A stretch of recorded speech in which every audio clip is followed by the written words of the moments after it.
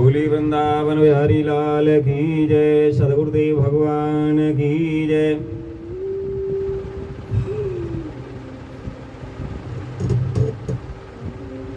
कथाओं की श्रृंखला में आइए YouTube चैनल के माध्यम से हम आप सभी भक्तों के समक्ष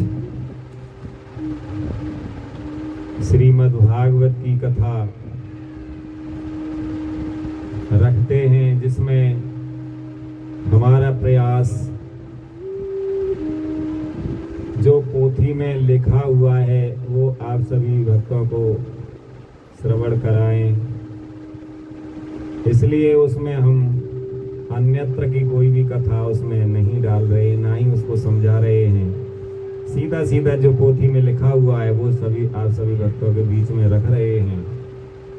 तो YouTube चैनल के माध्यम से आप जुड़े रहें और भक्तों को जोड़े रहें, जिसमें आप अनेक कथाओं को श्रवण करेंगे। श्रीमद् भागवत की कथा, भगवत गीता की कथा और भगवान श्री राधा कृष्ण जी की बहुत ही मनमोहक प्यारी प्यारी कथाएं, जिसमें श्रीमद् भागवत की कथा, गर्ग संहिता की कथा, ब्रह्म वैवर्त पुराण की कथा, मधुर विलास की कथा, गोपाल विलास की कथा आदि आदि अनेकों कथाएं, श्री राधा माधव चिंतन, श्री राधा माधव अंक और कथाओं की श्रृंखला में आगे कोशिश करेंगे भक्तमाल की कथाएं, जिसमें नावादास जी द्वारा विरचित भक्तमाल की कथा, ब्रज नव भक्तमाल, ब्रज के रसिक आचार्य तथा और भी ब्रज में हमारे ठाकुर जी का जो भी आविर्भाव हुए हैं, जो भी अर्चा विग्रह हमारे ब्रज में, उन सभी का प्रयास करेंगे आप सभी भक्तों के बीच में कथाएं लेकर के आए YouTube चैनल के माध्यम से। तो आपसे प्रार्थना है ज़्यादा से ज़्यादा आप सभी YouTube चैनल के माध्यम से हमसे जुड़े रहें। जैसी भी टूटी फूटी बाड़ी में आप सभी भक्तों के बीच में कथा आ रही है, श्रवण करें, बड़े ही ध्यान से सुनें। ये जो श्रीमद् भागवत महापुराण की कथा श्रवण कर रहे हैं आप लोग, इसमें प्रयास ये है कि कथा आपको जो भागवत जी में लिखी हुई है वो सभी आप सभी भक्तों के बीच में रखें, क्योंकि भागवत सप्ताह कथाएं जो होती हैं उसमें पूरी कथाएं हम नहीं कह पाते हैं, कथाएं पूरी सुनने को नहीं मिल पाती हैं। जो भी प्रसंग होते हैं वो संक्षेप से कहे जाते हैं, विस्तार से वो नहीं रखे जाते हैं। इसलिए यहाँ पर हमारा प्रयास ये है कि पोथी में जो लिखा है वही आपको ज़्यादा से ज़्यादा कोशिश करें, यानी जो पोथी में लिखा है वही हम आपको सुनाएं, अन्यत्र से उसमें कुछ भी ना डालें। तो इसीलिए इसमें ना ही कोई कथा हम जोड़ पा रहे हैं, ना ही कोई भजन वगैरह। जो श्रीमद् भागवत की पोथी में है वही कथा आप सभी भक्तों के बीच में रख रहे हैं। इसलिए कथाओं का आनंद लें, भगवान से जुड़े रहें और YouTube चैनल के माध्यम से जुड़े रहें। ज़्यादा से ज़्यादा लोगों को जोड़ें, जिससे सभी कथाओं का आनंद ले सकें, क्योंकि कलयुग में केवल कथा सनत कुमार जी और जो सनकादि ऋषि हैं, चारों भाई सनक, सनंदन, सनातन और सनत कुमार, उनका केवल हरि शरणम मंत्र का जाप चलता रहता और कथा एकमात्र जीवन, उनके जीवन का एकमात्र आधार है केवल भगवान की कथा। इसलिए हम भी भगवान की कथाओं से जुड़े रहेंगे YouTube चैनल के माध्यम से। हमारा प्रयास आप सभी भक्तों के बीच में रहेगा, आपको ज़्यादा से ज़्यादा भगवान की कथाएं और भगवान के भक्तों की कथाएं आप सभी भक्तों के बीच में रखें और भजनों का भी आनंद लें। भजन हमने अलग से अपने चैनल पर ही डाल रखे हैं, उन भजनों को आप सुने और चैनल से जुड़े रहें। आइए कथा की ओर बढ़ते हैं।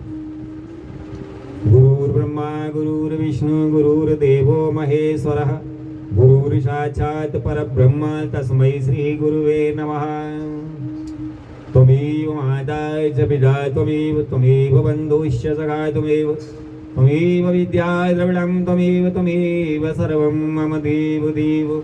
नारायणं नमस्कृत्य नरं चैव नरोत्तमं देवीं सरस्वतीं व्यासं ततो जयमुदीरयेत्। आइए आज की कथा की श्रृंखला में परीक्षित जी की कथा चल रही है, वही श्रवण करेंगे। नैमिषारण्य तीर्थ में कथा व्यास आसन पर विराजमान है सूत जी महाराज। शौनक आदि 88,000 ऋषियों को कथा सुना रहे हैं और सूत जी कहते हैं कि हे शौनक आदि ऋषियों, भगवान श्री कृष्ण के प्यारे सखा अर्जुन एक तो पहले ही श्री कृष्ण के विरह से क्रस हो रहे थे। उस पर राजा युधिष्ठिर ने उनकी विषादग्रस्त मुद्रा देखकर उसके विषय में कई प्रकार की आशंकाएं करते हुए प्रश्नों की झड़ी लगा दी। शोक से अर्जुन का मुख और हृदय कमल सूख गया था, चेहरा फीका पड़ गया था। वे उन्हीं भगवान श्री कृष्ण के ध्यान में ऐसे डूब रहे थे कि बड़े भाई के प्रश्नों का कुछ भी उत्तर नहीं दे सके। श्री कृष्ण की आंखों से ओझल हो जाने के कारण वे बढ़ी हुई प्रेम जनित उत्कंठा के परवश हो रहे थे। रथ हाँकने, टहलने आदि के समय भगवान ने उनके साथ जो मित्रता, अभिन्न हृदयता और प्रेम से भरे हुए व्यवहार किए थे, उनकी याद पर याद आ रही थी। बड़े कष्ट से उन्होंने अपने शोक का वेग रोका, हाथ से नेत्रों के आंसू पोंछे और फिर रुदे हुए गले से अपने बड़े भाई महाराज युधिष्ठिर से कहा। अर्जुन बोले, महाराज मेरे ममेरे भाई अथवा अत्यंत घनिष्ठ मित्र का रूप धारण करके श्री कृष्ण ने मुझे ठग लिया। मेरे जिस प्रबल पराक्रम से बड़े बड़े देवता भी आश्चर्य में डूब जाते थे, उसे श्री कृष्ण ने मुझसे छीन लिया। जैसे यह शरीर प्राण से रहित होने पर मृतक कहलाता है, वैसे ही उनके क्षण भर के वियोग से यह संसार अप्य दिखने लगता है। हे भैया, उनके आश्रय से द्रौपदी स्वयंवर में राजा द्रुपद के घर आए हुए काम उन्मत्त राजाओं का तेज मैंने हरण कर लिया। धनुष पर बाण चढ़ा करके मत्स्य वेद किया और इस प्रकार मैंने द्रौपदी को प्राप्त किया। उनकी सन्निधि मात्र से मैंने समस्त देवताओं के साथ इंद्र को अपने बल से जीतकर अग्नि देव को उनकी तृप्ति के लिए खांडव वन का दान कर दिया। मैं दानव की निर्माण की हुई अलौकिक कला कौशल से युक्त मायामयी सभा हमने प्राप्त की और आपके यज्ञ में सब ओर से आ करके राजाओं ने अनेकों प्रकार की भेंटें समर्पित की।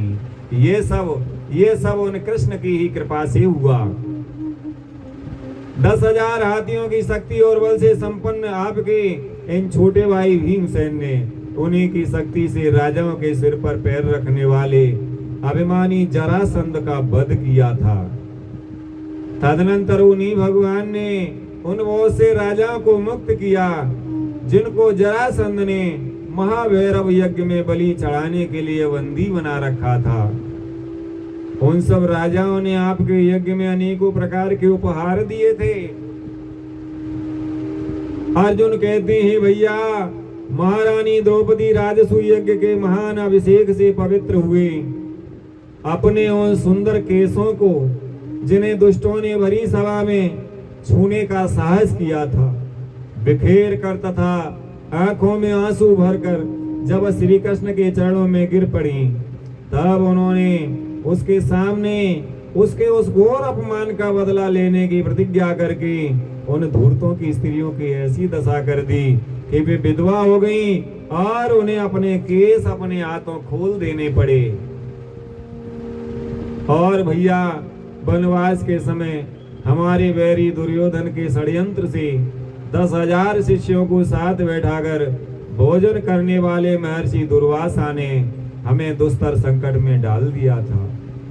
उस समय उन्होंने द्रौपदी के पात्र में बची हुई साग की एक पत्ती का ही भोग लगा करके हमारी रक्षा की उनके ऐसा करते ही नदी में स्नान करती हुई मुनि मंडली को ऐसा प्रतीत हुआ मानो उनकी तो बात ही क्या है, सारी त्रिलोकी ही तृप्त हो गई हो।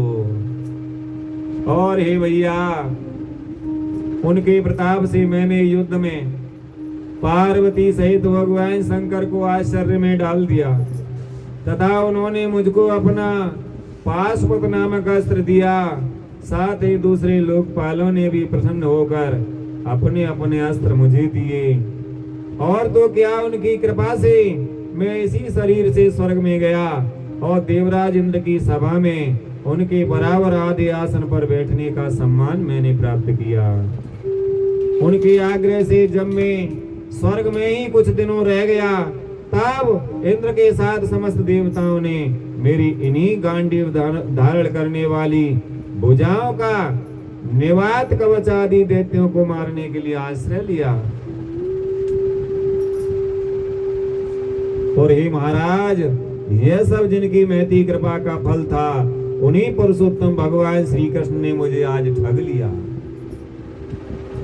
अर्जुन कहते हैं, महाराज, कौरवों की सेना भीष्म, द्रोण आदि अजय महामत्स्यों से पूर्ण अपार समुद्र के समान दुस्तर थी, परंतु उनका आश्रय ग्रहण करके अकेले ही रथ पर सवार हो मैं उसे पार कर गया। उन्हीं की सहायता से आपको याद होगा, मैंने शत्रुओं से राजा विराट का सारा गोधन तो वापस ले ही लिया था, साथ ही उनके सिरों पर से चमकते हुए मणिमय मुकुट तथा अंगों के अलंकार तक मैंने छीन लिए थे। अर्जुन कहते हैं, भाई जी, कौरवों की सेना भीष्म, कर्ण, द्रोण, शल्य तथा अन्य बड़े बड़े राजाओं और क्षत्रिय वीरों के रथों से शोभायमान थी। उसके सामने मेरे आगे आगे चलकर हुई अपनी दृष्टि से ही उन महारथी यूथपतियों की आयु, मन, उत्साह और बल को छीन लिया करते थे। द्रोणाचार्य, भीष्म, कर्ण, भूरिश्रवा, सुशर्मा, शल्य, जयद्रथ और वाइलिक आदि वीरों ने मुझ पर अपने कभी ना चूकने वाले अस्त्र चलाए थे, परंतु जैसे हिरण्यकशिपु आदि दैत्यों के अस्त्र शस्त्र भगवत भक्त प्रहलाद का स्पर्श नहीं करते थे, वैसे ही उनके शस्त्र अस्त्र मुझे छू तक नहीं सके। यह श्री कृष्ण के भुजदंडों की छत्र छाया में रहने का ही प्रभाव था। अर्जुन कहते हैं, भाई, श्रेष्ठ पुरुष संसार से मुक्त होने के लिए जिनके चरण कमलों का सेवन करते हैं, अपने आप तक को दे डालने वाले उन भगवान को मुझ दुर्बुद्धि ने सारथी तक बना डाला। आहा, जिस समय मेरे घोड़े थक गए थे और मैं रथ से उतरकर पृथ्वी पर खड़ा था, उस समय बड़े बड़े महारथी शत्रु भी मुझ पर प्रहार नहीं कर सके, क्योंकि श्री कृष्ण के प्रभाव से उनकी बुद्धि मारी गई थी।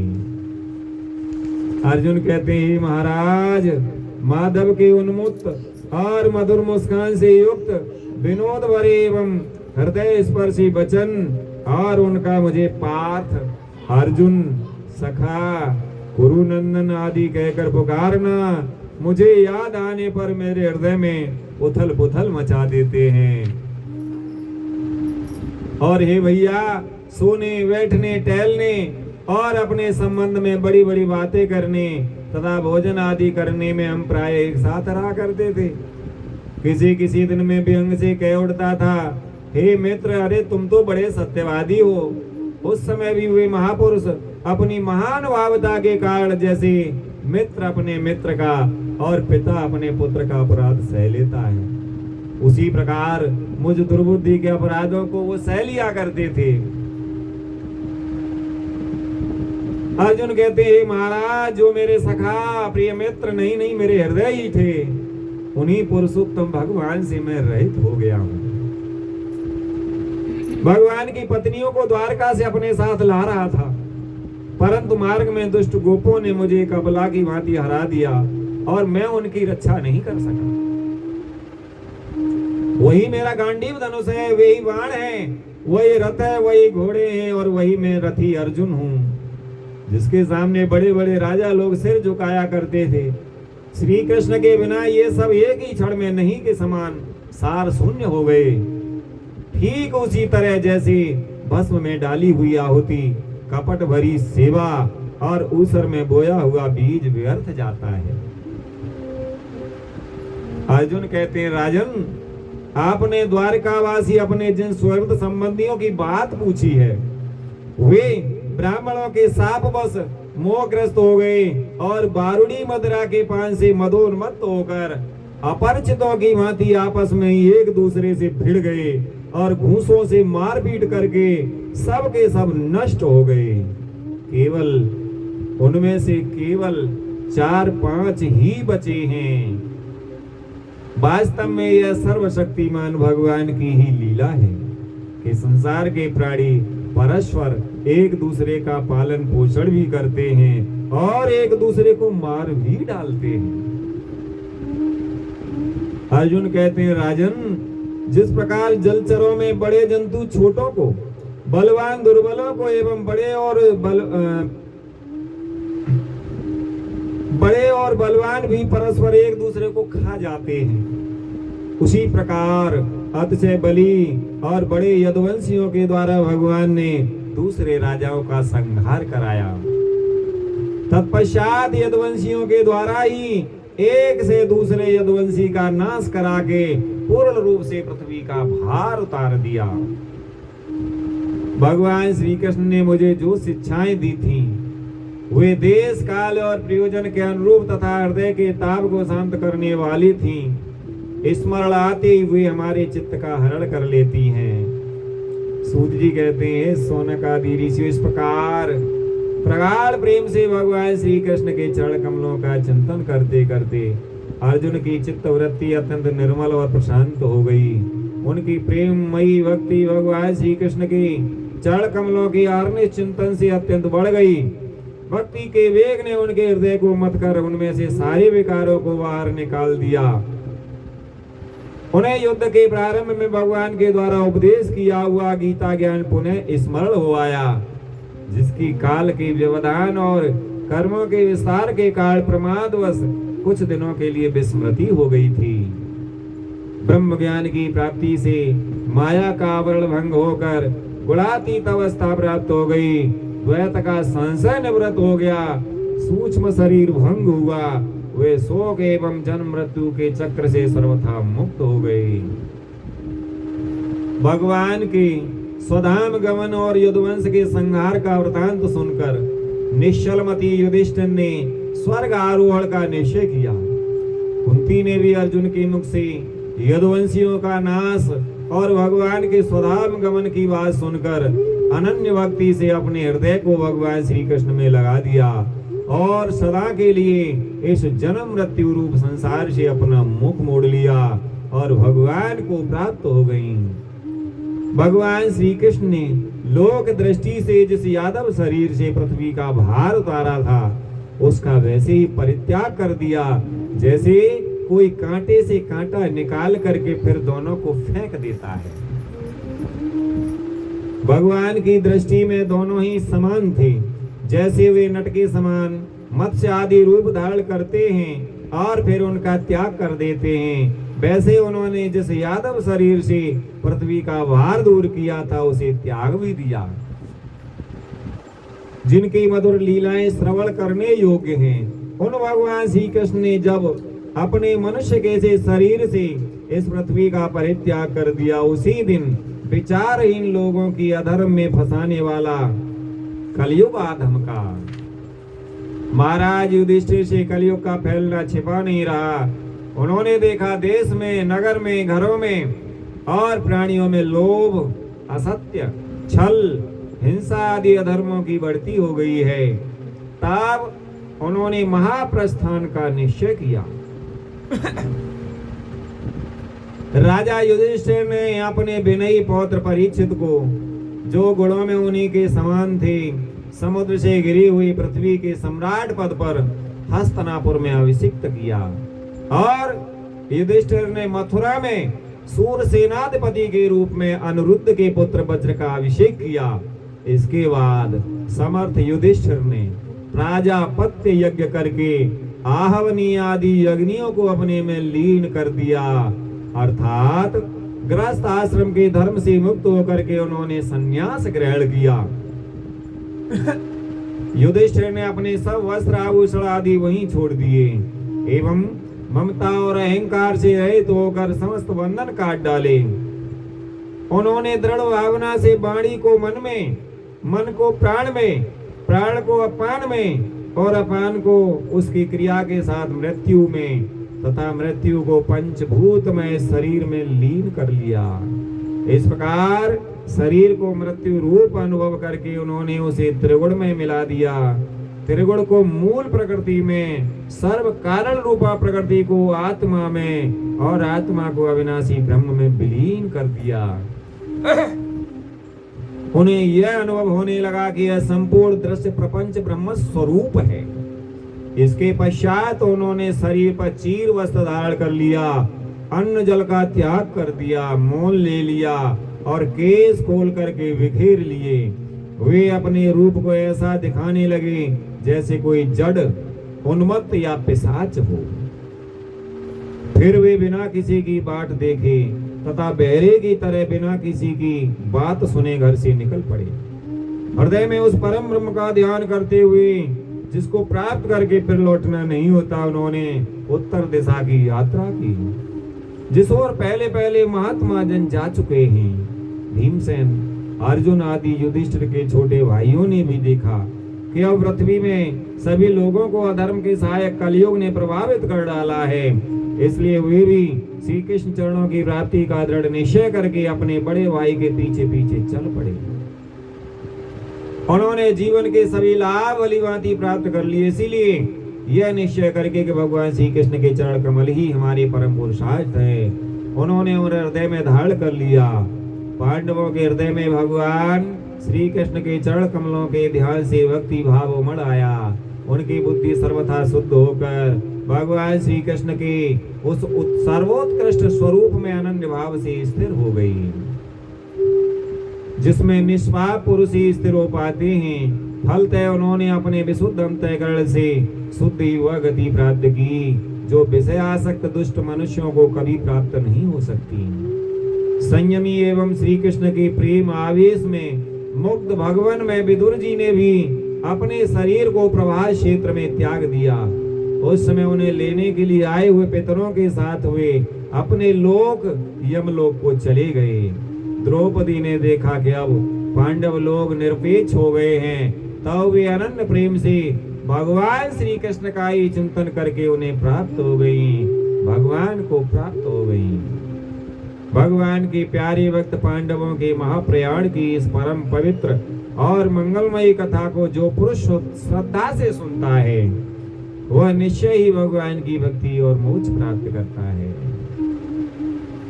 सूत जी कहते हैं, सौनकादि ऋषियों, पांडवों के महाप्रयाण के पश्चात भगवान के परम भक्त राजा परीक्षित श्रेष्ठ ब्राह्मणों की शिक्षा के अनुसार पृथ्वी का शासन करने लगे। उनके जन्म के समय ज्योतिषियों ने उनके संबंध में जो कुछ कहा था, वास्तव में वे सभी महान गुण उनमें विद्यमान थे। उन्होंने उत्तर की पुत्री इरावती के साथ विवाह किया। उससे उन्होंने जन्मेजय आदि 4 पुत्र उत्पन्न किए तथा कृपाचार्य को आचार्य बनाकर उन्होंने गंगा के तट पर 3 अश्वमेध यज्ञ किए, जिनमें ब्राह्मणों को पुष्कल दक्षिणा दी गई।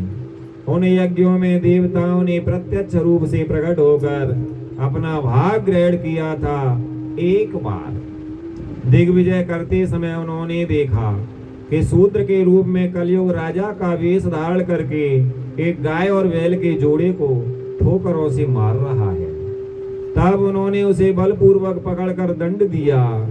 शौनक जी ने पूछा, हे महाभाग्यवान सूत जी, दिग्विजय के समय महाराज परीक्षित ने कलयुग को दंड देकर ही क्यों छोड़ दिया, मार क्यों नहीं डाला? क्योंकि राजा का वेश धारण करने पर भी था तो वह अधम शूद्र ही जिसने गाय को लात से मारा था। यदि यह प्रसंग भगवान श्री कृष्ण की लीला से अथवा उनके चरण कमलों के मकरंद रस का पान करने वाले रसिक महानुभावों से संबंध रखता हो तो उसे अवश्य कहिए। दूसरी व्यर्थ की बातों से क्या लाभ, उससे तो आयु व्यर्थ नष्ट होती है। शौनक जी ने कहा कि हे प्यारे सूत जी, जो लोग चाहते तो हैं मोक्ष, परंतु कल्याण के लिए भगवान यम का आह्वान करके उन्हें यहाँ सामित्र कर्म में नियुक्त कर दिया गया है। जब तक यमराज यहाँ इस कर्म में नियुक्त हैं, तब तक किसी की मृत्यु नहीं होगी। मृत्यु से ग्रस्त मनुष्य लोक के जीव भी भगवान की सुधा तुल्य लीला कथा का पान कर सकें, इसलिए महर्षियों ने भगवान यम को यहाँ बुलाया है। एक तो थोड़ी आयु और दूसरे कम समझ, ऐसी अवस्था में संसार के मंदभाग्य विषयी पुरुषों की आयु व्यर्थ ही बीती जा रही है। नींद में रात और व्यर्थ के कामों में दिन। सूत जी ने कहा, हे शौनक आदि ऋषियों, जिस समय राजा परीक्षित पुरजांगल देश में सम्राट के रूप में निवास कर रहे थे, उस समय उन्होंने सुना कि मेरी सेना द्वारा सुरक्षित साम्राज्य में कलयुग का प्रवेश हो गया है। इस समाचार से उन्हें दुख तो अवश्य हुआ, परंतु यह सोचकर कि युद्ध करने का अवसर हाथ लगा है, वे उतने दुखी नहीं हुए। इसके बाद युद्धवीर परीक्षित ने धनुष हाथ में ले लिया और वे श्याम बल के घोड़े से जुते हुए सिंह की ध्वजा वाले सुसज्जित रथ पर सवार होकर दिग्विजय करने के लिए नगर से बाहर निकल पड़े। उस समय रथ, हाथी, घोड़े और पैदल सेना उनके साथ साथ चल रही थी। उन्होंने भद्राश्व, केतुमाल, भारत, उत्तर कुरु और किमपुरुष आदि सभी वर्षों को जीतकर वहां के राजाओं से भेंट ली। उन्हें उन देशों में सर्वत्र अपने पूर्वज महात्माओं का श्रेय सुनने को मिला। उस यशोगान से पद पद पर भगवान श्री कृष्ण की महिमा प्रकट होती थी। इसके साथ ही उन्हें यह भी सुनने को मिलता था कि भगवान श्री कृष्ण ने अश्वत्थामा के ब्रह्मास्त्र की ज्वाला से किस प्रकार उनकी रक्षा की थी। यदुवंशी और पांडवों में परस्पर कितना प्रेम था तथा पांडवों की भगवान श्री कृष्ण में कितनी भक्ति थी। जो लोग उन्हें यह चरित्र सुनाते, उन पर महामना राजा परीक्षित बहुत प्रसन्न होते, उनके नेत्र प्रेम से खिल उठते। वे बड़ी उदारता से उन्हें बहुमूल्य वस्त्र और मणियों के हार उपहार रूप में देते। वे सुनते कि भगवान श्री कृष्ण ने प्रेम परवश होकर पांडवों के सारथी का काम किया, उनके सभासद बने, यहाँ तक कि उनके मन के अनुसार काम करके उनकी सेवा भी की। उनके सगा तो थे ही, दूत भी बने। वे रात को शस्त्र ग्रहण करके वीरासन से बैठ जाते और शिविर का पहरा देते, उनके पीछे पीछे चलते, स्तुति करते तथा प्रणाम करते। इतना ही नहीं, अपने प्रेमी पांडवों के चरणों में उन्होंने सारे जगत को झुका दिया। तब परीक्षित की भक्ति भगवान श्री कृष्ण के चरण कमलों में और भी बढ़ जाती थी। इस प्रकार वे दिन दिन पांडवों के आचरण का अनुसरण करते हुए दिग्विजय कर रहे थे। उन्हीं दिनों उनके शिविर से थोड़ी ही दूर पर एक आश्चर्यजनक घटना घटी, वह मैं आपको सुनाता हूँ। धर्म बैल का रूप धारण करके एक पैर से घूम रहा था। एक स्थान पर उसे गाय के रूप में पृथ्वी मिली। पुत्र की मृत्यु से दुखनी माता के समान उसके नेत्रों से आंसुओं के झरने झर रहे थे। उसका शरीर श्रीहीन हो गया था और धर्म पृथ्वी से पूछने लगा। धर्म ने कहा कि हे कल्याणी, कुशल से तो हो ना? तुम्हारा मुख कुछ कुछ मलिन हो रहा है, तुम श्रीहीन हो रही हो। मालूम होता है तुम्हारे हृदय में कुछ न कुछ दुख अवश्य है। क्या तुम्हारा कोई संबंधी दूर देश चला गया है जिसके लिए तुम इतनी चिंता कर रही हो? धर्म रूपी बैल ने कहा, कहीं तुम मेरी तो चिंता नहीं कर रही हो कि अब इसके 3 पैर टूट गए, एक ही पैर पर रह गया है। संभव है तुम अपने लिए शोक कर रही हो कि अब शूद्र तुम्हारे ऊपर शासन करेंगे। तुम्हें इन देवताओं के लिए भी खेद हो सकता है जिन्हें अब यज्ञों में आहुति नहीं दी जाती, अथवा उस प्रजा के लिए भी जो वर्षा न होने के कारण अकाल एवं दुर्भिक्षी से पीड़ित हो रही है। धर्म ने कहा, हे देवी, क्या तुम राक्षस सरीखे मनुष्यों के द्वारा सताई हुई आरक्षित स्त्रियों एवं आर्त बालकों के लिए शोक कर रही हो। संभव है विद्या अब कुकर्मी ब्राह्मणों के चंगुल में पड़ गई है और ब्राह्मण विप्रद्रोही राजाओं की सेवा करने में लगे हैं और इसी का तुम्हें दुख है। धर्म रूपी बैल ने पृथ्वी रूपी पृथ्वी से कहा, आज के नाम मात्र के राजा तो 16 आने कलयुगी हो गए हैं। उन्होंने बड़े बड़े देशों को भी उजाड़ डाला है। क्या तुम उन राजाओं या देशों के लिए शोक कर रही हो? आज की जनता खान पान, वस्त्र, स्नान और स्त्री सहवास आदि में शास्त्रीय नियमों का पालन न करके स्वेच्छाचार कर रही है। क्या इसके लिए दुखी हो? हे माँ पृथ्वी, अब समझ में आया हो न हो तुम्हें भगवान श्री कृष्ण की याद आ रही होगी, क्योंकि उन्होंने तुम्हारा भार उतारने के लिए ही अवतार लिया था और ऐसी लीलाएं की थी जो मोक्ष का भी अवलंबन है। अब उनके लीला स्मरण कर लेने पर उनके परित्याग से तुम दुखी हो रही हो। हे देवी, तुम तो धन रत्नों की खान हो। तुम अपने क्लेश का कारण जिससे तुम इतनी दुर्बल हो गई हो मुझे बतलाओ। मालूम होता है बड़े बड़े बलवानों को भी हरा देने वाले काल ने देवताओं के द्वारा वंदनीय तुम्हारे सौभाग्य को छीन लिया है। तो पृथ्वी ने कहा, हे धर्म, तुम मुझसे जो कुछ पूछ रहे हो वह सब तुम स्वयं जानते हो।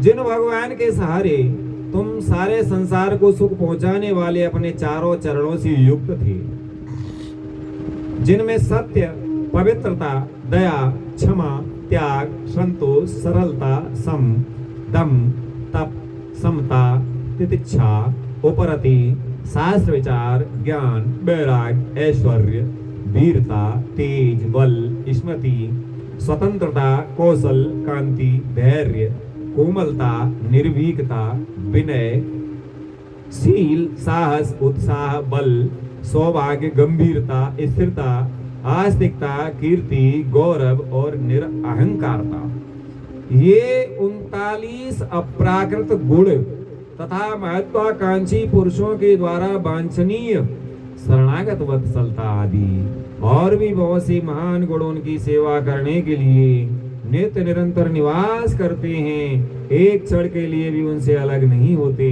उन्हीं समस्त गुणों के आश्रय सौंदर्य धाम भगवान श्री कृष्ण ने इस समय इस लोक से अपनी लीला संवरण कर ली और यह संसार पापमय कलयुग की कुदृष्टि का शिकार हो गया। यही देखकर मुझे बड़ा शोक हो रहा है। पृथ्वी कहती है कि हे धर्म, अपने लिए देवताओं में श्रेष्ठ तुम्हारे लिए देवता, पितर, ऋषि, साधु और समस्त वर्णों तथा आश्रमों के मनुष्य के लिए भी मैं शोकग्रस्त हो रही हूँ।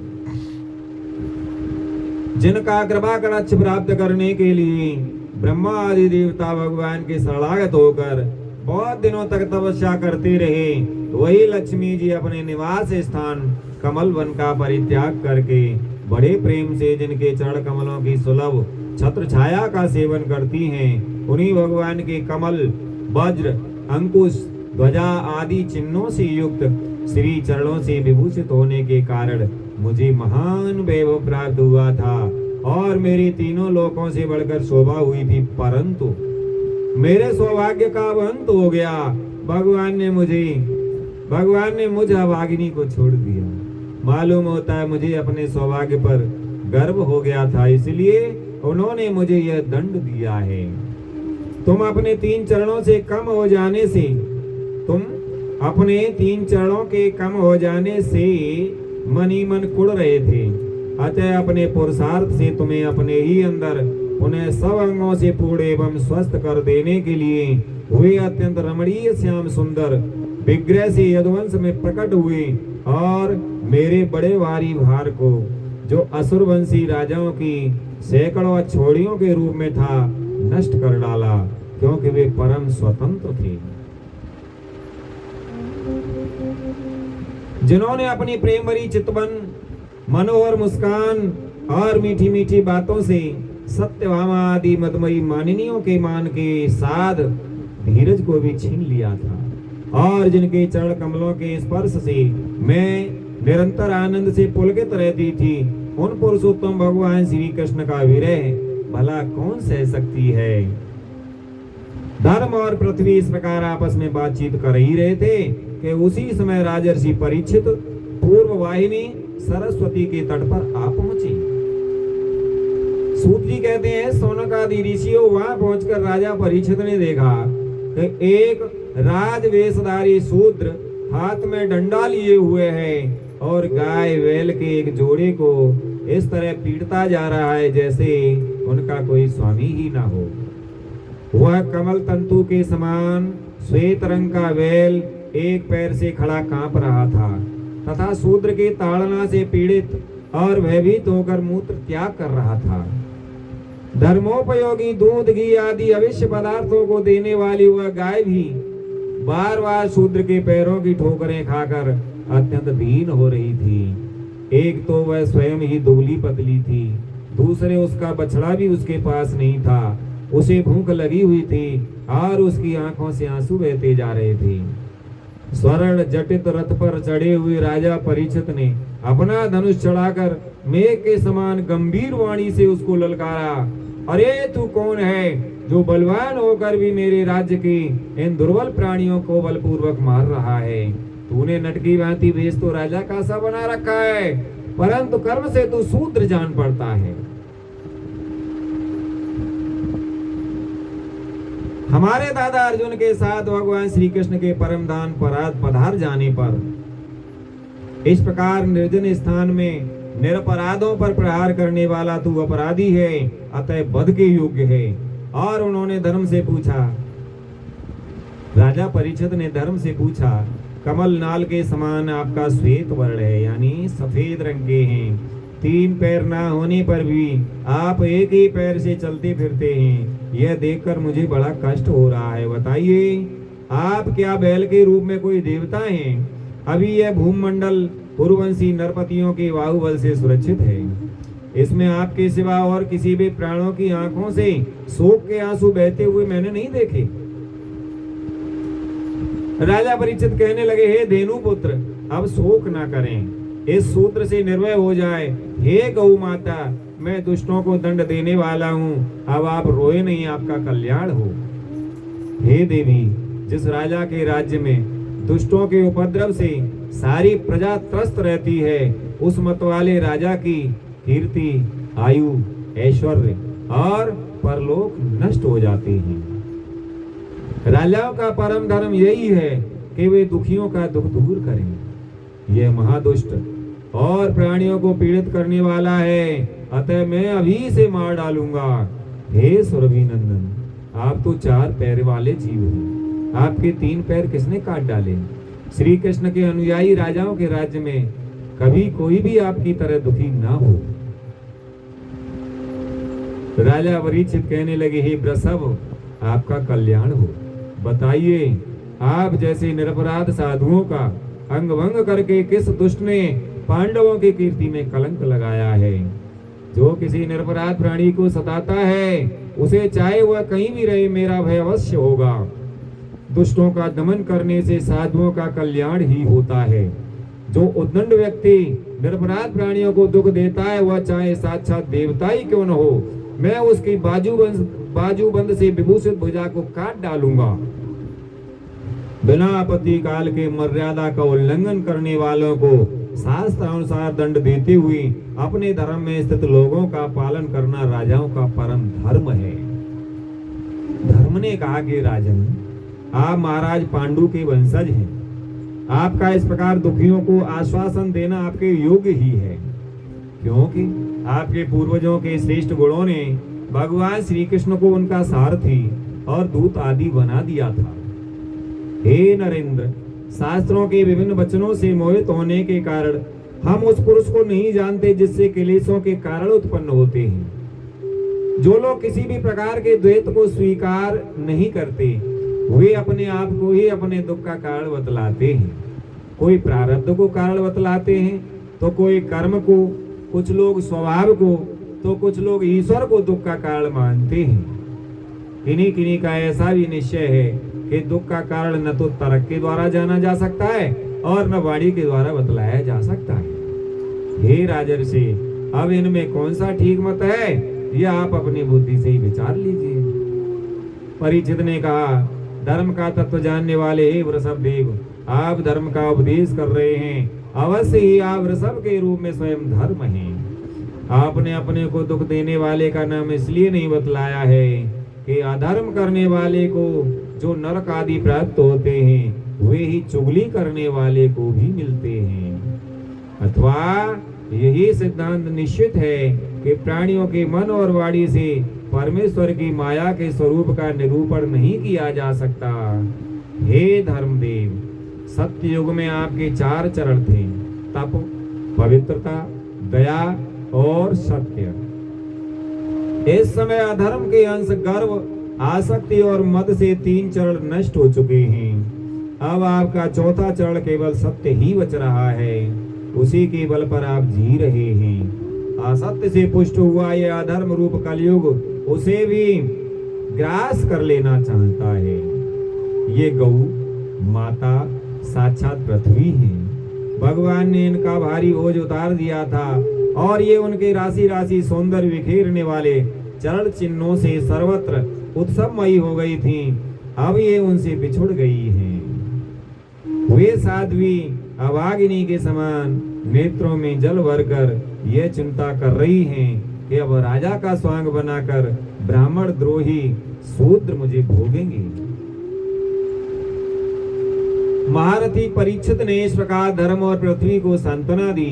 फिर उन्होंने अधर्म के कारण रूप कलयुग को मारने के लिए तीक्ष्ण तलवार उठाई। कलयुग ताड़ गया कि ये तो अब मुझे मार ही डालना चाहते हैं। अतः झटपट उसने अपने राज चिन्ह उतार डाले और वह विवल होकर उनके चरणों में अपना सिर रख दिया। परीक्षित बड़े यशस्वी, दीन वत्सल और शरणागत रक्षक थे। उन्होंने जब कलयुग को अपने पैरों पर पड़े देखा तो कृपा करके उसको मारा नहीं, अपितु तो हंसते हुए से उससे कहा। परीक्षित बोले, जब तू हाथ जोड़कर शरण आ गया है तब अर्जुन के यशस्वी वंश में उत्पन्न हुए किसी भी वीर से तुझे कोई भय नहीं है, परंतु तू अधर्म का सहायक है, इसलिए तुझे मेरे राज्य में बिल्कुल नहीं रहना चाहिए। तेरे राजाओं के शरीर में रहने से ही लोभ, झूठ, चोरी, दुष्टता, स्वधर्म त्याग, दरिद्रता, कपट, कलह, दंभ और दूसरे पापों की बढ़ती हो रही है। अतः अधर्म के हे साथी, इस ब्रह्मावर्त में तू एक क्षण के लिए भी नहीं ठहरना, क्योंकि यह धर्म और सत्य का निवास स्थान है। इस क्षेत्र में यज्ञ विधि के जानने वाले महात्मा यज्ञों के द्वारा यज्ञ पुरुष भगवान की आराधना करते रहते हैं। इस देश में भगवान श्री हरि यज्ञों के रूप में निवास करते हैं। यज्ञों के द्वारा उनकी पूजा होती है और वे यज्ञ करने वालों का कल्याण करते हैं। वे सर्वात्मा भगवान वायु के भांति समस्त चराचर जीवों के भीतर और बाहर एक रस स्थित रहते हुए उनकी कामनाओं को पूर्ण करते रहते हैं। सूत जी कहते हैं, सौनकादि ऋषियों, परीक्षित की ये आज्ञा सुनकर कलयुग सिहर उठा। यमराज के समान मारने के लिए उद्धत हाथ में तलवार लिए हुए परीक्षित से वह बोला। कली ने कहा, हे सार्वभौम, आपकी आज्ञा से जहां कहीं भी मैं रहने का विचार करता हूं, वहीं देखता हूं कि आप धनुष पर बाण चढ़ाए खड़े हैं। हे धार्मिक शिरोमणे, आप मुझे वह स्थान बतलाइए जहां मैं आपकी आज्ञा का पालन करता हुआ स्थिर होकर रह सकूं। सूत जी कहते हैं, सौनकादि ऋषियों, कलयुग की प्रार्थना स्वीकार करके राजा परीक्षित ने उसे 4 स्थान दिए। अव्यर्थिस्तदा तस्मै स्थानानि कले ददौ, द्यूतम पानम स्त्रियः सूना यत्र अधर्मश्चतुर्विधः। द्यूत, मद्यपान, स्त्री संग और हिंसा, ये 4 स्थान राजा परीक्षित ने कलयुग को दिए। इन स्थानों में क्रमशः असत्य, मद, आसक्ति और निर्दयता ये 4 प्रकार के अधर्म निवास करते हैं। उसने और भी स्थान मांगे, तब समर्थ परीक्षित ने उसे रहने के लिए एक और स्थान दिया, सुवर्ण यानी धन दिया। इस प्रकार कलयुग के 5 स्थान हो गए, झूठ, मद, काम, बैर और रजोगुण। इसलिए आत्म कल्याणकामी पुरुष को इन 5 स्थानों का सेवन कभी नहीं करना चाहिए। धार्मिक राजा, प्रजा वर्ग के लौकिक नेता और धर्म उपदेष्टा गुरुओं को तो बड़ी सावधानी से इनका त्याग करना चाहिए। राजा परीक्षित ने इसके बाद वृषभ रूप धर्म के 3 चरण तपस्या, शौच और दया जोड़ दिए और आश्वासन देकर पृथ्वी का संवर्धन किया। वे ही महाराजा परीक्षित इस समय अपने राज सिंहासन पर, जिसे उनके पिता में महाराज युधिष्ठिर ने वन में जाते समय उन्हें दिया था, विराजमान है। वे परम यशस्वी सौभाग्यभाजन चक्रवर्ती सम्राट राजर्षि परीक्षित इस समय हस्तिनापुर में कौरव कुल की राज्य लक्ष्मी से शोभायमान है। श्री सूत जी कहते हैं कि हे शौनकादि ऋषियों, अभिमन्यु नंदन राजा परीक्षित वास्तव में ऐसे ही प्रभावशाली हैं जिनके शासन में आप लोग इस दीर्घकालीन यज्ञ के लिए दीक्षित हुए हैं। सूत जी कहते हैं, शौनक आदि ऋषियों, अद्भुत कर्मा भगवान श्री कृष्ण की कृपा से राजा परीक्षित अपनी माता की कोख में अश्वत्थामा के ब्रह्मास्त्र से जल जाने पर भी मरे नहीं। जिस समय ब्राह्मण के शाप से उन्हें डसने के लिए तक्षक आया, उस समय वे प्राणनाश के महान भय से भी भयभीत नहीं हुए, क्योंकि उन्होंने अपना चित्त भगवान श्री कृष्ण के चरणों में समर्पित कर रखा था। उन्होंने सबकी आसक्ति छोड़ दी, गंगा तट पर जाकर श्री सुखदेव जी से उपदेश ग्रहण किया और इस प्रकार भगवान के स्वरूप को जान करके अपने शरीर को त्याग दिया। जो लोग भगवान श्री कृष्ण की लीला कथा कहते रहते हैं, इस कथामृत का पान करते रहते हैं और इन दोनों ही साधनों के द्वारा उनके चरण कमलों का स्मरण करते रहते हैं, उन्हें अंतकाल में भी मोह नहीं होता। जब तक पृथ्वी पर अभिमन्यु नंदन महाराज परीक्षित सम्राट रहे, तब तक चारों ओर व्याप्त हो जाने पर भी कलयुग का कुछ भी प्रभाव नहीं था। वैसे तो जिस दिन जिस क्षण श्री कृष्ण ने पृथ्वी का परित्याग किया, उसी समय पृथ्वी में अधर्म का मूल कारण कलयुग आ गया था। भ्रमर के समान सारग्राही सम्राट परीक्षित कलयुग से कोई द्वेष नहीं रखते थे, क्योंकि इसमें यह एक बहुत बड़ा गुण था कि पुण्य कर्म तो संकल्प मात्र से ही फलीभूत हो जाते हैं, परंतु पाप कर्म का फल शरीर से करने पर ही मिलता है।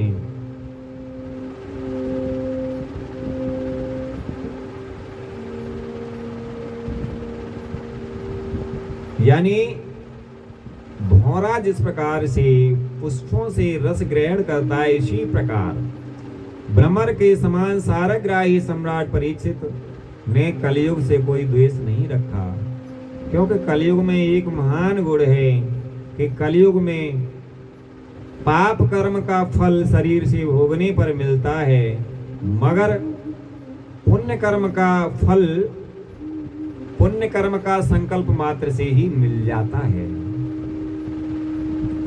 यह भेड़िए के समान बालकों के प्रति सूरवीर और धीर वीर पुरुषों के लिए बड़ा भीरू है।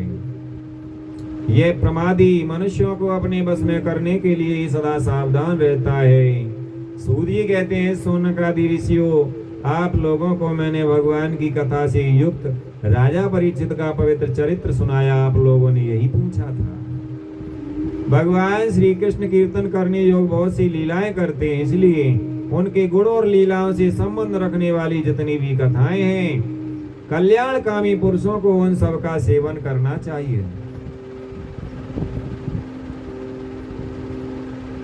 ऋषियों ने कहा, हे सौम्य स्वभाव सूत जी, आप युग युग जिए, क्योंकि मृत्यु के प्रवाह में पड़े हुए हम लोगों को आप भगवान श्री कृष्ण की अमृतमयी उज्जवल कीर्ति का श्रवण कराते हैं। यज्ञ करते करते उसके धुएं से हम लोगों का शरीर धूमिल हो गया है, फिर भी इस कर्म का कोई विश्वास नहीं है। इधर आप तो वर्तमान में ही भगवान श्री कृष्ण चंद्र की चरण कमलों का मादक और मधुर मधु पिला करके हमें तृप्त कर रहे हैं। ऋषियों ने कहा, सूत जी, भगवत प्रेमी भक्तों के लब मात्र के सत्संग से स्वर्ग एवं मोक्ष की भी तुलना नहीं की जा सकती, फिर मनुष्यों के तुच्छ भोगों की तो बात ही क्या है। तुलयाम लवे नापि न स्वर्गम ना पुनर्भवम भवत संग संगस्य मर्त्यानाम किमुतासिसः। ऐसा कौन रसमर्मज्ञ होगा जो महापुरुषों के एकमात्र जीवन सर्वस्व श्री कृष्ण की लीला कथाओं से तृप्त हो जाए। समस्त प्राकृत गुणों से अतीत भगवान के अचिंत अनंत कल्याण में गुण गणों का पार तो ब्रह्मा शंकर आदि बड़े बड़े योगेश्वर भी नहीं पा सके। हे विद्वान, आप भगवान को ही अपने जीवन का ध्रुव तारा मानते, इसलिए आप सत्पुरुषों के एकमात्र आश्रय भगवान के उदार और विशुद्ध चरित्रों का हम श्रद्धालु श्रोताओं के लिए विस्तार से वर्णन कीजिए। भगवान के परम प्रेमी महाबुद्धि परीक्षित ने श्री सुखदेव जी के उपदेश किए हुए जिस ज्ञान से मोक्ष स्वरूप भगवान के चरण कमलों को प्राप्त किया, आप कृपा करके उसी ज्ञान और परीक्षित के परम पवित्र उपाख्यान का वर्णन कीजिए, क्योंकि उसमें कोई बात छिपा करके नहीं कही गई होगी और भगवत प्रेम की अद्भुत योग निष्ठा का निरूपण किया गया होगा। उसमें पद पद पर भगवान श्री कृष्ण की लीलाओं का वर्णन हुआ होगा।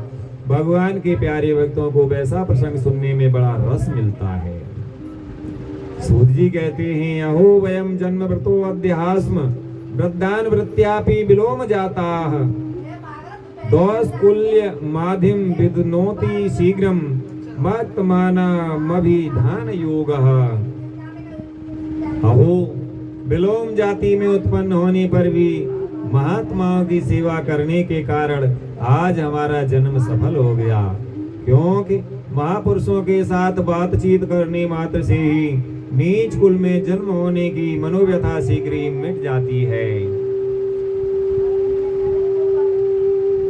फिर उन लोगों की तो बात ही क्या है जो सत्पुरुषों के एकमात्र आश्रय भगवान का नाम लेते हैं। भगवान की शक्ति अनंत है, वे स्वयं अनंत हैं। वास्तव में उनके गुणों की अनंतता के कारण ही उन्हें अनंत कहा जाता है। भगवान के गुणों की क्षमता भी जब कोई नहीं कर सकता, तब उनसे बढ़कर तो कोई हो ही कैसे सकता है। उनके गुणों की यह विशेषता समझाने के लिए इतना कह देना ही पर्याप्त है कि लक्ष्मी जी अपने को प्राप्त करने की इच्छा से प्रार्थना करने वाले ब्रह्मा आदि देवताओं को छोड़कर भगवान के न चाहने पर भी उनके चरण कमलों की रज का ही सेवन करती है। सूत जी कहते हैं, शौनक आदि ऋषियों, ब्रह्मा जी ने भगवान के चरणों का प्रक्षालन करने के लिए जो जल समर्पित किया था, वही उनके चरण नखों से निकलकर गंगा जी के रूप में प्रवाहित हुआ। यह जल महादेव जी सहित सारे जगत को पवित्र करता है। ऐसी अवस्था में त्रिभुवन में श्री कृष्ण के अतिरिक्त भगवान शब्द का दूसरा और क्या अर्थ हो सकता है। जिनके प्रेम को प्राप्त करके धीर पुरुष बिना किसी हिचक के दिए गए आदि की दृढ़ आसक्ति को छोड़ देते और उस अंतिम परमहंस आश्रम को स्वीकार करते हैं, जिसमें किसी को कष्ट ना पहुंचाना और सब ओर से उपशांत हो जाना ही स्वधर्म होता है।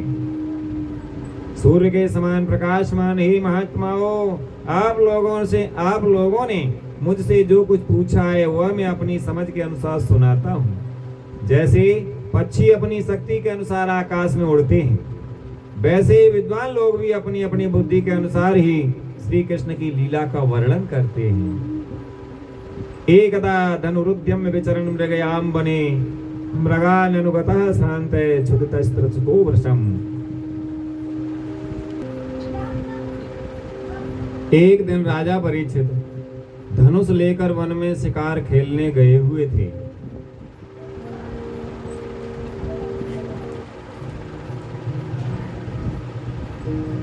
हिरणों के पीछे दौड़ते दौड़ते वे थक गए और उन्हें बड़े जोर की भूख और प्यास लगी। जब कहीं उन्हें कोई जलाशय नहीं मिला तब वे पास के एक ऋषि के आश्रम में घुस गए। उन्होंने वहां देखा कि आंखें बंद करके शांत भाव से एक मुनि आसन पर बैठे हुए हैं। इंद्रिय, प्राण, मन और बुद्धि के निरुद्ध हो जाने से वे संसार से ऊपर उठ गए थे। जागृत, स्वप्न, सुषुप्ति तीनों अवस्थाओं से रहित निर्विकार ब्रह्मरूप तुरीय पद में वे स्थित थे। उनका शरीर बिखरी हुई जटाओं से और कृष्ण मृग चर्म से ढका हुआ था। राजा परीक्षित ने ऐसी अवस्था में उनसे जल मांगा, क्योंकि प्यास से उनका गला सूखा जा रहा था। जब राजा को वहां बैठने के लिए तिनके का आसन भी नहीं मिला, किसी ने उन्हें भूमि पर भी बैठने को नहीं कहा, अर्घ और आदर भरी मीठी बातें तो कहां से मिलती। तब अपने को अपमानित सा मानकर वे क्रोध के वश हो गए। सूत जी कहते हैं, सोनक जी वे भूख प्यास से चड़बड़ा रहे थे, इसलिए एकाएक उन्हें ब्राह्मण के प्रति ईर्ष्या और क्रोध हो आया। उनके जीवन में इस प्रकार का यह पहला ही अवसर था। वहां से लौटते समय उन्होंने क्रोधवश धनुष की नोक से एक मरा हुआ सांप उठा करके ऋषि के गले में डाल दिया और अपनी राजधानी में चले आए। उनके मन में यह बात आई कि इन्होंने जो अपने नेत्र बंद कर रखे हैं, सो क्या वास्तव में इन्होंने अपनी सारी इंद्रिय वृत्तियों का निरोध कर लिया है, अथवा इन राजाओं से हमारा क्या प्रयोजन है। यों सोचकर इन्होंने झूठ मूठ समाधि का ढोंग रच रखा है। उन शमीक मुनि का पुत्र बड़ा तेजस्वी था। वह दूसरे ऋषि कुमारों के साथ पास ही खेल रहा था। जब उस बालक ने सुना कि राजा ने मेरे पिता के साथ दुर्व्यवहार किया है, तब वह इस प्रकार कहने लगा, ये नरपति कहलाने वाले लोग उच्छिष्ट भोगी कौओं के समान संड मुसंड होकर के कितना अन्याय करने लगे हैं। ब्राह्मणों के दास होकर भी ये दरवाजे पर पहरा देने वाले कुत्ते के समान अपने स्वामी का ही तिरस्कार करते हैं। ब्राह्मणों ने क्षत्रियों को अपना द्वारपाल बनाया है। उन्हें द्वार पर रहकर रक्षा करनी चाहिए। घर में घुसकर स्वामी के बर्तनों में खाने का उसे अधिकार नहीं है। अतएव उन मार्गगामियों के शासक भगवान श्री कृष्ण के परम धाम पधार जाने पर इन मर्यादा तोड़ने वालों को आज मैं दंड देता हूँ। मेरा तपोबल देखो। अपने साथी बालकों से इस प्रकार कहकर क्रोध में लाल लाल आंखों वाले उस ऋषि कुमार ने कौशिकी नदी के जल में आचमन करके अपने बाणी रूपी वज्र का प्रयोग किया। इति लंघित मर्यादम तच्छक सप्तमे वाहनी गच्छति स्म कुलांगारम चोदितो में ततद्रोहम। कुलांगार परीक्षित ने मेरे पिता का अपमान करके मर्यादा का उल्लंघन किया है, इसलिए मेरी प्रेरणा से आज के 7वें दिन उसे तक्षक सर्प डस लेगा। सूत जी कहते हैं, सौनकादि ऋषियों, इसके बाद वह बालक अपने आश्रम पर आया और अपने पिता के गले में सांप देख करके उसे बड़ा दुख हुआ तथा वह ढाल मार करके रोने लगा। हे विप्रवर सौनक जी, शमीक मुनि ने अपने पुत्र का रोना चिल्लाना सुनकर धीरे धीरे अपनी आंखें खोली और देखा कि उनके गले में एक मरा सांप पड़ा है। उसे फेंक कर उन्होंने अपने पुत्र से पूछा, बेटा तुम क्यों रो रहे हो? किसने तुम्हारा अपकार किया है? उनके इस प्रकार पूछने पर बालक ने सारा हाल कह दिया। ब्रह्मर्षि शमीक ने राजा के साथ की बात सुन करके अपने पुत्र का अभिनंदन नहीं किया। उन्होंने कहा, ओ मूर्ख बालक, तूने बड़ा पाप किया। खेद है कि उनकी थोड़ी सी गलती के लिए तूने उनको इतना बड़ा दंड दिया। तेरी बुद्धि अभी कच्ची है। तुझे भगवत स्वरूप राजा को साधारण मनुष्यों के समान नहीं समझना चाहिए, क्योंकि राजा के दुस्सह तेज से सुरक्षित और निर्भय रहकर ही प्रजा अपना कल्याण संपादन करती है। जिस समय राजा का रूप धारण करके भगवान पृथ्वी पर नहीं दिखाई देंगे, उस समय चोर बढ़ जाएंगे और आरक्षित भेड़ों के समान एक क्षण में ही लोगों का नाश हो जाएगा। राजा के नष्ट हो जाने पर धन आदि चुराने वाले चोर जो पाप करेंगे, उसके साथ हमारा कोई संबंध ना होने पर भी वह हम पर भी लागू होगा।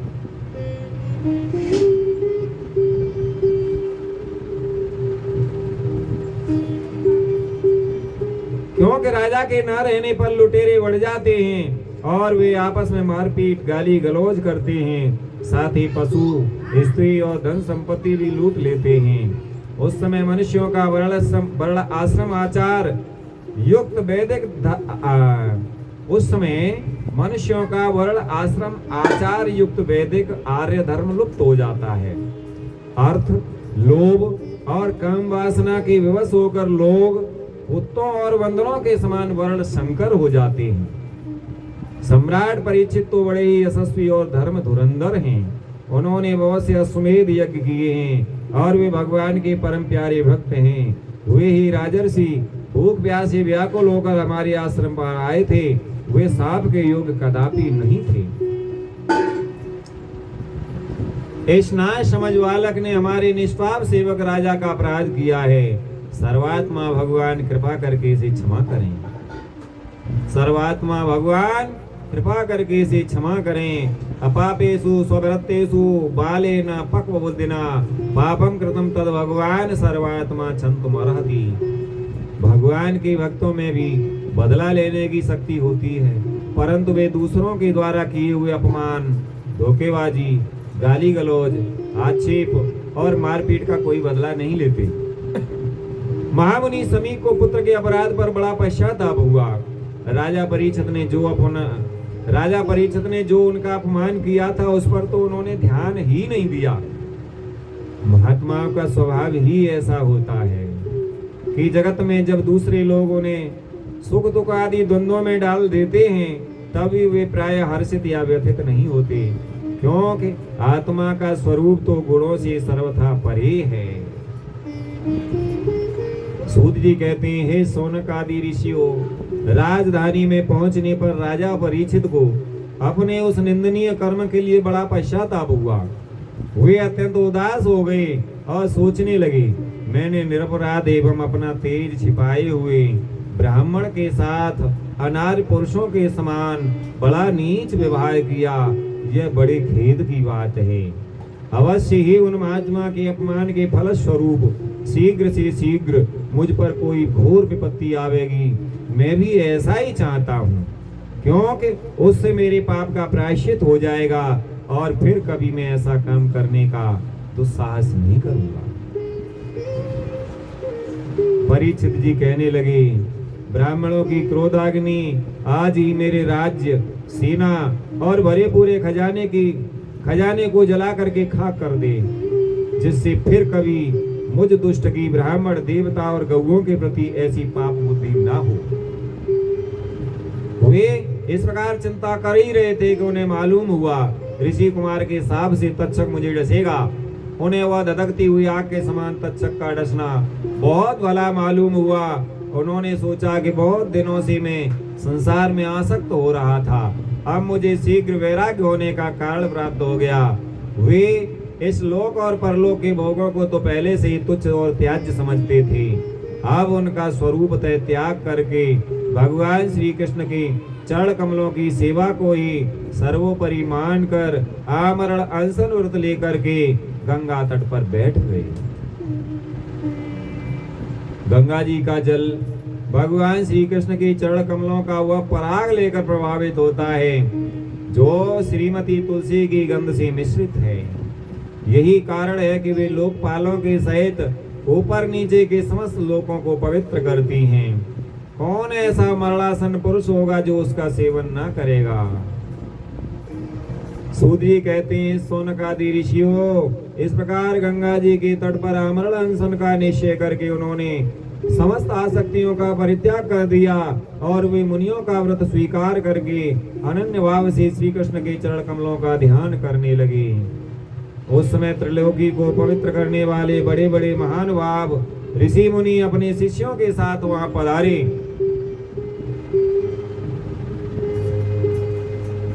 संत जन प्राय तीर्थ यात्रा के बहाने स्वयं उन तीर्थ स्थानों को ही पवित्र करते हैं।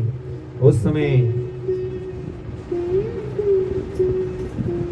अत्रि, वशिष्ठ, च्यवन, शरद्वान, अरिष्टनेमि, भृगु, अंगिरा, पराशर, विश्वामित्र, परशुराम, उतथ्य, इंद्रप्रमद, एदमवाह, मेधातिथि, देवल, आश्रिसेन, भारद्वाज, गौतम, पिप्पलाद, मैत्रेय और कवस, अगस्त्य, भगवान व्यास, नारद तथा इनके अतिरिक्त और भी कई श्रेष्ठ देवर्षि, राजर्षि तथा अरुण आदि राजर्षि वर्यों का शुभागमन हुआ। इस प्रकार विभिन्न गोत्रों के मुख्य मुख्य ऋषियों को एकत्रित देखकर राजा ने सबका यथा योग्य सत्कार किया और उनके चरणों पर सिर रखकर वंदना की। अत्रि, वशिष्ठ, च्यवन, शरद्वान, अरिष्टनेमिर, भृगु, अंगिराश्च, पराशरोगाद सुतो अथ राम, उतथ्य, इंद्र, प्रमदेद्य वाहौ, मेधातिथिर, देवल, आर्षसेनो, भरद्वाजो, गौतम, पिप्पलादय, मैत्रेय और वह कवस, कुंभयोनि, द्वैपायनो, भगवान नारदश्च, अन्ये च देवर्षि, ब्रह्म ऋषि वर्या, राजर्षि वर्या, अरुणादयश्च, नानार्षि प्रवरान समेता नव्यर्च राजा शिरसा वंदे। अब सूत जी कहते हैं कि हे सौनक आदि ऋषियों, जब सब लोग आराम से अपने अपने आसनों पर बैठ गए तब महाराज परीक्षित ने उन्हें फिर से प्रणाम किया और उनके सामने खड़े होकर शुद्ध हृदय से अंजलि बांध करके जो कुछ वे करना चाहते थे उसे सुनाने लगे। राजा परीक्षित ने कहा, अहो वयम धन्यतमा नृपाणाम महत्तमानुग्रहणीय शीलाः राज्ञाम कुलम ब्राह्मण पाद शोचाद दूराद विशिष्टम बत गर्य कर्म। अहो समस्त राजाओं में हम धन्य हैं, धन्यतम हैं, क्योंकि अपने शील स्वभाव के कारण हम आप महापुरुषों के कृपा पात्र बन गए हैं। राजवंश के लोग प्राय निंदित कर्म करने के कारण ब्राह्मणों के चरण धोवन से दूर पड़ जाते हैं। यह कितने खेद की बात है। मैं भी राजा ही हूँ। निरंतर देह गेह में आसक्त रहने के कारण मैं भी पाप रूप ही हो गया हूँ। इसी से स्वयं भगवान ही ब्राह्मण के साप के रूप में मुझ पर कृपा करने के लिए पधारे हैं। यह साप वैराग्य उत्पन्न करने वाला है, क्योंकि इस प्रकार के साप से संसार आसक्त पुरुष भयभीत होकर विरक्त हो जाया करते हैं। राजा परीक्षित ने कहा, हे ब्राह्मणों, अब मैंने अपने चित्त को भगवान के चरणों में समर्पित कर दिया है। आप लोग और माँ गंगा जी शरणागत जान करके मुझ पर अनुग्रह करें। ब्राह्मण कुमार के साप से प्रेरित होकर कोई दूसरा कपट से तक्षक का रूप धारण करके मुझे डस ले अथवा स्वयं तक्षक आकर डस ले, इसकी मुझे तनिक भी परवाह नहीं है। आप लोग कृपा करके भगवान की रसमयी लीलाओं का गायन करें। मैं आप ब्राह्मणों के चरणों में प्रणाम करके पुनः यही प्रार्थना करता हूँ कि मुझे कर्मवश चाहे जिस योनि में जन्म लेना पड़े, भगवान श्री कृष्ण के चरणों में मेरा अनुराग हो, उनके चरण आश्रित महात्माओं से विशेष प्रीति हो और जगत के समस्त प्राणियों के प्रति मेरी एक सी मैत्री हो, ऐसा आप आशीर्वाद दीजिए। पुनश्च भूयाद भगवत्यनन्ते रतीय प्रसंगस्य तद्राश्रयेषु मात्सुयाम यामुपयामि सृष्टिम मैत्रेयस्तु सर्वत्र नमो तुझेभ्यः। महाराज परीक्षित परम धीर थे। वे ऐसा दृढ़ निश्चय करके गंगा जी के दक्षिण तट पर पूर्वाग्र कुशों के आसन पर उत्तर मुख होकर के बैठ गए। महाराज परीक्षित परम धीर थे। वे ऐसा दृढ़ निश्चय करके गंगा जी के दक्षिण तट पर पूर्वाग्र कुशों के आसन पर उत्तर मुख होकर के बैठ गए। राजकाज का भार तो उन्होंने पहले ही अपने पुत्र जन्मेजय को सौंप दिया था। पृथ्वी के एकछत्र सम्राट परीक्षित जब इस प्रकार आमरण अनशन का निश्चय करके बैठ गए, तब आकाश में स्थित देवता लोग बड़े आनंद से उनकी प्रशंसा करते हुए वहां पृथ्वी पर पुष्पों की वर्षा करने लगे तथा उनके नगारे बार बार बजने लगे। सभी उपस्थित महर्षियों ने परीक्षित के निश्चय की प्रशंसा की और साधु साधु कहकर के उनका अनुमोदन किया। ऋषि लोग तो स्वभाव से ही लोगों पर अनुग्रह की वर्षा करते रहते हैं, यही नहीं उनकी सारी शक्ति लोक पर कृपा करने के लिए ही होती है।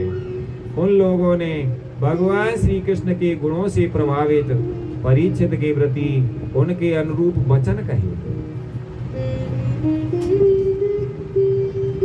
ऋषियों ने कहा, हे राजर्षि शिरोमणि, भगवान श्री कृष्ण के सेवक और अनुयायी आप पांडु वंशियों के लिए यह कोई आश्चर्य की बात नहीं है, क्योंकि आप लोगों ने भगवान की सन्निधि प्राप्त करने की आकांक्षा से उस राज सिंहासन का एक क्षण में ही परित्याग कर दिया, जिसकी सेवा बड़े बड़े राजा अपने मुकुटों से करते थे। हम तब तक यहीं रहेंगे जब तक ये भगवान के परम भक्त परीक्षित अपने नश्वर शरीर को छोड़कर माया दोष एवं शोक से रहित भगवत धाम में नहीं चले जाते। ऋषियों के ये वचन बड़े ही मधुर, गंभीर, सत्य और समता से युक्त थे। उन्हें सुनकर राजा परीक्षित ने उन योग युक्त मुनियों का अभिनंदन किया और भगवान के मनोहर चरित्र सुनने की इच्छा से ऋषियों से प्रार्थना की। हे महात्माओं, आप सभी सब ओर से यहाँ पधारे हैं। आप सत्यलोक में रहने वाले मूर्तिमान वेदों के समान हैं। आप लोगों का दूसरों पर अनुग्रह करने के अतिरिक्त जो आपका सहज स्वभाव ही है, इस लोक या परलोक में और कोई स्वार्थ नहीं। हे विप्रवरो, आप लोगों पर पूर्ण विश्वास करके मैं अपने कर्तव्य के संबंध में यह पूछने योग्य प्रश्न करता हूँ। आप सभी विद्वान परस्पर विचार करके बतलाइए कि सबके लिए सब अवस्थाओं में और विशेष करके थोड़े ही समय में मरने वाले पुरुषों के लिए अंतःकरण और शरीर से करने योग्य विशुद्ध कर्म कौन सा है। ततश्च वह प्रच्छयमिमं विप्रच्छि विश्रव्य विप्रायति कृत्यतायाम सर्वात्मना म्रियमाणेश कृत्यम शुद्धम च तत्रामृतसतावियुक्ताः। जब राजा परीक्षित ने ऋषियों से ब्राह्मणों से ये प्रश्न किया, तत्रा भवद भगवान व्यास पुत्रो यत्रच्छया गामट मानोऽनपेक्षः अलच्छलिंगो निजलाभ तुष्टो पतश्च वालैरावधूत वेश। उसी समय पृथ्वी पर स्वेच्छा से विचरण करते हुए किसी की कोई अपेक्षा न रखने वाले व्यास नंदन भगवान श्री सुखदेव जी महाराज वहां प्रकट हो गए। बोले श्री सुखदेव जी महाराज की जय। बोले वृंदावन बिहारी लाल की जय। वे वर्ण अथवा आश्रम के वाय चिन्हों से रहित एवं आत्म अनुभूति में संतुष्ट थे। बच्चों और स्त्रियों ने उन्हें घेर रखा था। उनका वेश अवधूत का था। 16 वर्ष की अवस्था थी। चरण, हाथ, जंगा, भुजाएं, कंधे, कपोल और अन्य सब अंग अत्यंत सुकुमार थे। नेत्र बड़े बड़े और मनोहर थे। नासिका कुछ ऊंची थी, कान बराबर थे, सुंदर भौहें थी।